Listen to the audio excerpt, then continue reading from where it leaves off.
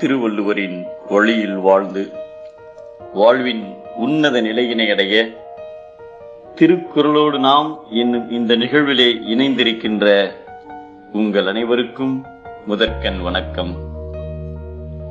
குறள் எண் 244, அதிகாரம் அருளுடைமை.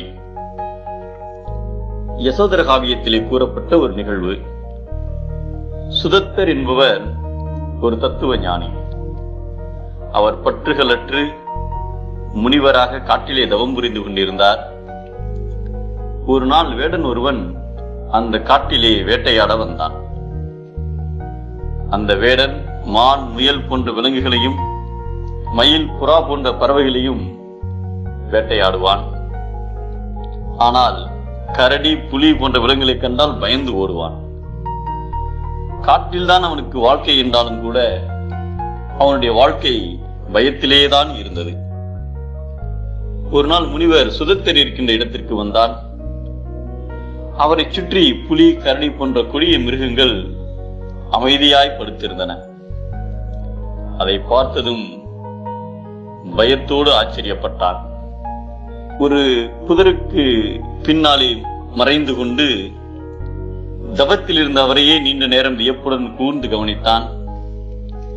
இத்தனை கொடிய விலங்குகளும் விஷ ஜந்துக்களும் இருக்கின்ற காட்டினில் எவ்வித ஆயுதமும் இல்லாமல் அமைதியாக அமர்ந்திருக்கின்றாரே, அவரை இவ்விலங்குகள் ஒன்றும் துன்பப்படுத்தவில்லையே என்ற கேள்வி அவர் மனதிலே எழுந்தது. அவர் தியானம் கலைந்து கண் திறந்த போது, சாமி, உங்களுக்கு இந்த விலங்குகள் மீது பயம் இல்லையா என கேட்டான்.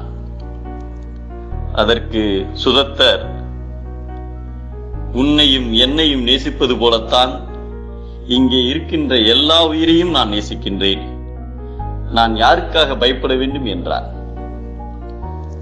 எல்லா உயிர்களிடத்தும் அன்பையும் அருளையும் செலுத்தும் கருணையாளருக்கு அவரது உயிருக்கு அச்சம் தரும் செயல் எதுவும் ஏற்படாது என்பதை மண்ணுயிர் ஓம்பி அருள் ஆழ்வார்க்கு இல்லென்ப தன்னுயிர் அஞ்சும் வினை என்கிறார் நம் தெய்வப்புலவர் திருவள்ளுவர்.